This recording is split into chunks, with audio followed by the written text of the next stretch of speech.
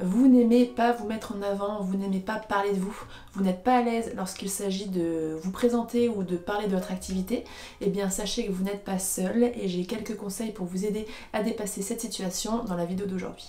Bonjour et bienvenue sur cette chaîne, c'est votre première visite. Je suis Laure, cofondatrice de l'agence Elona. J'accompagne les coachs et les thérapeutes dans leur développement et dans la construction de leur outil de communication pour qu'ils puissent vivre le plus sereinement possible de leur activité.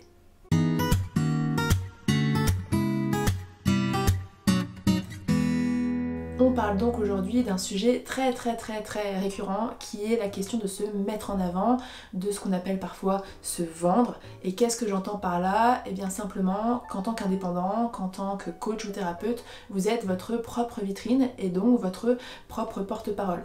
Si vous ne dites pas au monde que vous existez, si vous ne montrez pas ce que vous faites, personne ne le fera pour vous.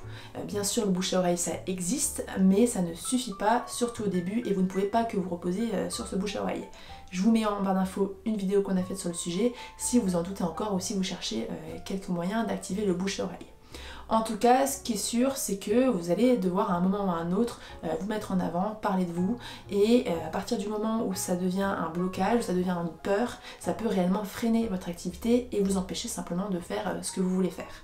Donc ce qu'on entend par oser se mettre en avant, puisque finalement c'est souvent ça, la problématique c'est oser, et bien c'est simplement parler de votre activité, mettre en avant vos compétences, ce que vous savez faire, montrer que vous êtes capable d'accompagner telle ou telle personne, c'est oser vous affirmer peut-être dans un groupe, voilà, ce genre de choses, tout ça pour finalement réussir à développer votre activité et à attirer des clients. Mon premier conseil sur cette question, et c'est le plus important, c'est celui sur lequel si vous êtes concerné vous devriez commencer parce que sinon tout le reste va être beaucoup plus difficile, ça va simplement être de balayer vos croyances limitantes concernant notamment l'argent et la vente. Donc tout ce qui va être cliché, tout ce qui va être idée préconçue, tout ça, si aujourd'hui vous pensez que l'argent ça rend méchant, ça rend aigri ou que ça amène plus de problèmes, si vous pensez que quand on gagne de l'argent on est mauvais en quelque sorte, ou si vous pensez que la vente c'est malveillant, c'est forcément arnaquer quelqu'un, chercher à lui vendre quelque chose dont il n'a pas besoin, c'est manipuler, ce genre de choses. Si encore vous vous dites que vous mettre en avant c'est forcément prétentieux, que vouloir en quelque sorte faire de l'argent ce n'est pas éthique, etc. Et bien là il y a déjà un gros travail à faire et ça peut expliquer tous les blocages qui en découlent et que vous subissez peut-être au quotidien lorsqu'il s'agit de promouvoir votre activité. Il faut savoir qu'on a tous et toutes des croyances qui façonnent notre vision du monde et qui vont façonner aussi, modeler nos comportements, et certaines de ces croyances sont dites limitantes. Elles vont nous freiner, elles vont nous tirer vers le bas, elles vont nous limiter, comme leur nom l'indique, dans ce en quoi on se pense capable et ce aussi en quoi on croit ce qu'on pense possible ou non. Donc là, on a fait aussi une vidéo sur le sujet parce que c'est un sujet qui est passionnant et qui est très extensif. Donc je vous invite à visionner la vidéo si ça vous intéresse d'aller un peu plus loin. En tout cas, ces croyances limitantes, elles impactent grandement l'image que vous avez de vous, personnelle et professionnelle. Et lorsqu'il s'agit d'entrepreneuriat, elles sont souvent liées aussi à l'argent et à la vente et à tout ce qui va tourner autour de ça, le marketing, la communication, etc. Et la grosse idée derrière tout ça, c'est simplement d'accepter qu'en tant que coach, qu'en tant que thérapeute, vous êtes une entreprise, même si c'est une micro-entreprise, vous êtes une entreprise, et qui dit entreprise, pour survivre, l'entreprise doit faire de l'argent. Si elle fait pas d'argent, elle meurt, c'est QFD, donc il n'y a rien à faire.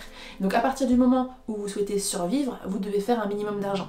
Et je pense que vous ne voulez pas simplement survivre, mais que vous avez aussi envie de développer votre activité, potentiellement d'aider plus de monde, de proposer de nouvelles offres, d'investir dans du matériel, dans un cabinet, que sais-je, et surtout de préserver votre bien-être et d'avoir une vie à côté. Et bien pour faire tout ça, vous allez avoir besoin d'un niveau d'argent qui vous permette de vivre confortablement. Parce que sinon, vous n'allez pas tenir dans le temps, votre activité finira par disparaître, ou vous allez vous abîmer la santé à long terme. Donc avoir de gros blocages liés à l'argent ou à la vente, ça peut vite devenir incompatible avec une activité qui se développe et dans laquelle vous vous épanouissez. Donc c'est pourquoi c'est vraiment un point en fait sur lequel je vous invite à travailler en priorité si c'est un blocage pour vous aujourd'hui et si vous savez que ça vous freine et que ça vous empêche de faire ce que vous devriez faire ou ce que vous avez envie de faire. Ce qui m'amène à mon deuxième point sur cette question. Maintenant, comment vous allez pouvoir balayer ces fameuses croyances limitantes, notamment encore une fois sur l'argent ou la vente, il y a plusieurs choses à faire, dont la première étant d'en prendre conscience. Et là ça peut sembler hyper évident, mais ça l'est pas forcément, parce que encore une fois ce sont des croyances qu'on a parfois depuis des années, voire depuis toute notre vie, donc des croyances qu'on pense être vraies ou des vérités absolues, et donc on ne les remet jamais en question. Tant qu'on ne les remet pas en question, on ne peut pas avancer, on ne peut pas évoluer. Donc l'idée c'est de prendre conscience, de réaliser que ces croyances ne sont que des croyances, qu'elles viennent de vous, qu'elles ne sont pas des vérités, qu'il y a des personnes qui pensent différemment et que vous aussi, vous pouvez penser différemment et vous pouvez changer ces croyances. Et à partir de là, vous allez pouvoir enclencher différentes démarches. Si vous avez de gros blocages, je vous inviterai toujours à faire appel à un professionnel, un coach spécialisé sur la question par exemple, ou à vous former aussi sur les thématiques concernées. Si c'est des problématiques, si vous avez des blocages liés à vos compétences, vous ne vous sentez pas capable de prendre la parole, ce genre de choses, il y a des formations de prise de parole, il y a des formations en vente, il y a plein de choses qui existent sur la question. Donc ça, ce sont un peu les options les plus engageantes en termes de travail et potentiellement aussi les plus coûteuses. Mais vous avez aussi des solutions beaucoup plus accessibles et peut-être plus simples pour commencer.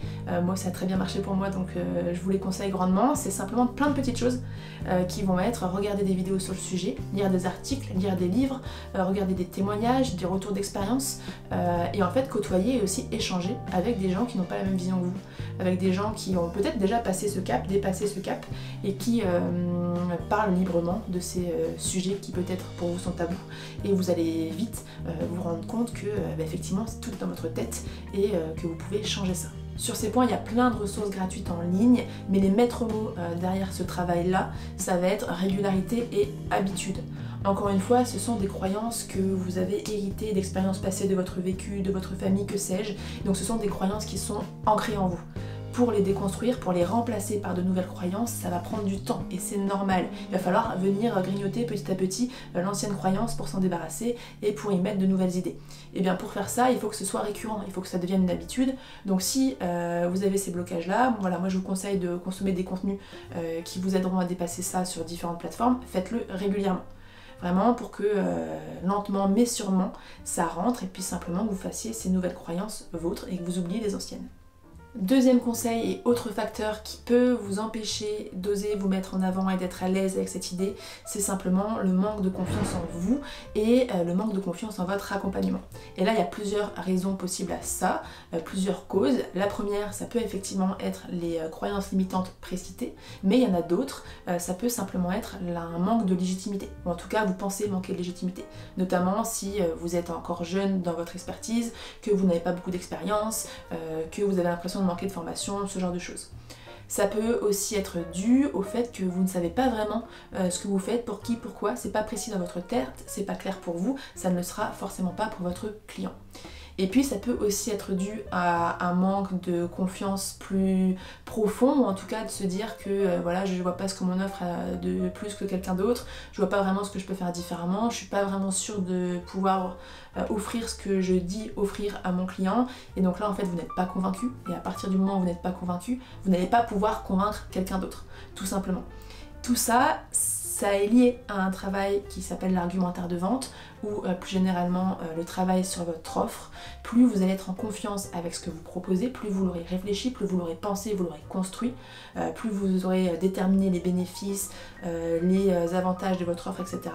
Plus il vous sera facile d'en parler et donc de convaincre un interlocuteur potentiel et de faire tout ça en étant confiant. Et tout ça, ça va passer par un travail d'introspection et par un travail marketing. C'est en général pas un mot que vous appréciez, mais c'est un mot qui est juste, et pour le coup c'est ce qui manque, parce que beaucoup d'entrepreneurs, donc coachs, de thérapeutes, mais vraiment d'entrepreneurs tout court, passent en général cette étape. C'est-à-dire qu'ils vont chercher à communiquer, à se mettre en avant peut-être, avant même d'avoir construit les fondations de leur activité, donc vraiment ce sur quoi ils vont communiquer, qu'est-ce qu'ils vont dire, pourquoi, pour qui, etc. Et donc sans ça, le discours forcément il est flou, il est bancal, on bafouille, on change de discours selon la personne avec qui on est en train de discuter, et on n'est pas à l'aise, on n'a pas confiance, et ça devient un calvaire. Donc là l'idée ça va simplement être de trouver les bons mots, de réfléchir aux bénéfices de votre offre, à ce qui vous différencie potentiellement de la concurrence, aux avantages, à votre approche, etc. Comment vous pouvez l'exprimer, comment vous pouvez intégrer votre client au cœur de ce discours. Parce qu'il y a aussi une peur quand on doit se mettre en avant, c'est ah, je dois parler de moi, etc. C'est parce que vous êtes complètement centré sur vous, sur l'image que vous allez renvoyer, alors que si vous arrivez à vous détacher de ça et à vous concentrer sur votre client, vous êtes là pour lui proposer une solution, pour l'aider. Si vous arrivez à centrer donc votre discours là-dessus, ça vous semblera beaucoup plus facile parce que, encore une fois, vous serez détaché de vous et donc de la peur de ce que les gens peuvent bien penser de vous, et vous serez vraiment concentré sur votre cœur de métier et ce que vous avez envie de transmettre et de donner à votre client. C'est un sujet sur lequel on pourrait beaucoup parler. En tout cas, sachez, parce qu'on sait que c'est une problématique qui revient souvent, on a créé un mini-programme sur la question, donc sur se mettre en avant, sur oser vendre, que ce soit hors ligne ou en ligne. Je vous mets le lien en barre d'infos. C'est aussi une partie qu'on a inclus de façon un peu plus réduite dans notre programme phare, qui est le programme Clarté, qui va vous aider justement à mettre des mots sur ce que vous voulez faire, ce que vous faites, pour qui, pourquoi, comment. Voilà, donc encore une fois, je mets toutes les informations en barre d'infos et on passe au dernier conseil. Mon troisième et donc dernier conseil pour aujourd'hui, c'est encore plutôt un constat qu'un réel conseil. C'est simplement de vous rappeler que vous êtes maître de votre communication, que vous en faites ce que vous voulez, vous la contrôlez. Parce qu'il y a souvent aussi cette peur lorsqu'il s'agit de se mettre en avant, de se dire « Ah, j'ai pas envie de montrer ma vie privée, j'ai pas envie d'être constamment accroché à mon téléphone, voilà, j'ai pas envie de parler de ça ou de montrer cette partie de moi, etc. » Eh bien, il faut comprendre que votre communication, c'est la vôtre. Donc si vous n'avez pas envie de parler de telle ou telle chose, vous n'êtes pas obligé de parler de telle ou telle chose. Vous n'êtes pas obligé de faire comme machin ou machine parce que ça marche pour réussir. Vous n'êtes pas obligé de vous montrer autant que machin pour que ça marche. Voilà, c'est à vous aussi de trouver ce qui vous convient, ce qui ne vous convient pas, et de surtout, le plus important, de rester pertinent par rapport à votre cible, par rapport à votre clientèle, ce qu'elle va chercher. On parle en général de territoire d'expression et plus précisément parfois de charte éditoriale, l'idée étant de savoir sur quelle thématique vous voulez vous positionner, quelle thématique vous choisissez d'aborder, quelle thématique vous laissez plutôt de côté, et puis aussi de mettre peut-être des limites sur ce que vous avez envie de partager ou non. Encore une fois, ce qui joue, et parce qu'on en parle souvent, c'est la marque personnelle, donc le personal branding. Ici aussi, je mettrai une vidéo en barre d'infos si ça vous intéresse d'en savoir un peu plus. Mais c'est cette idée de se différencier aussi par sa personnalité, par sa façon d'être. Et tout ça n'implique pas forcément de parler de sa vie privée. C'est juste, encore une fois, dans la façon dont vous allez vous exprimer, dont vous allez écrire, dont vous allez approcher votre expertise. Tout ça, ça fait votre marque personnelle et ça va aussi vous permettre de vous différencier tout en restant vous-même. Sur ce point, nous on conseille toujours de se montrer un minimum parce que dans des métiers humains comme l'accompagnement, il est important quand même pour la personne qui va venir vous voir qu'elle sache à qui elle a affaire, ça inspire confiance et c'est important aussi, peut-être un début de bon feeling ou non.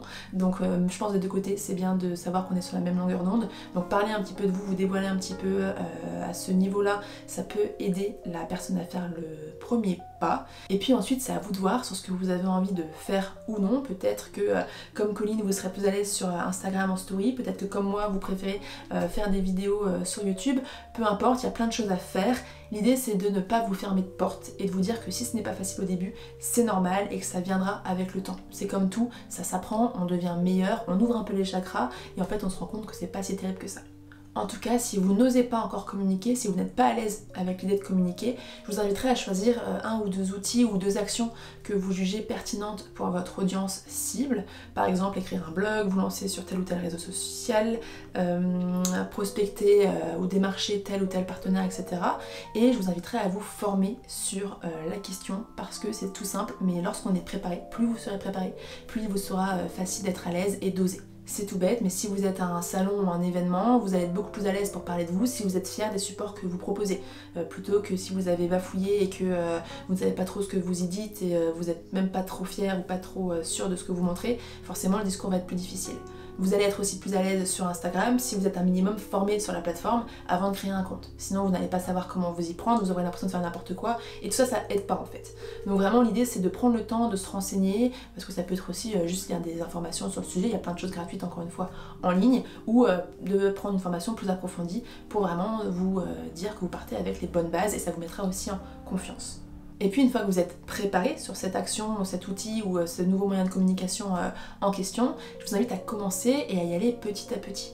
Ne voyez pas trop grand tout de suite, vous allez vous démotiver, vous allez vous faire peur pour rien. Mettez-vous des petits défis, par exemple, dites-vous que voilà, cette semaine, j'appelle 2 prospects ou 2 partenaires prescripteurs potentiels, et puis je poste 2 stories où je parle de moi, où je me montre sur Instagram, par exemple. Ce genre de petits défis, et petit à petit, vous allez pouvoir, petit à petit, vous allez pouvoir passer à l'étape supérieure, être de plus en plus présent, appeler de plus en plus naturellement, tout deviendra beaucoup plus facile et vous allez progresser comme ça petit à petit, encore une fois.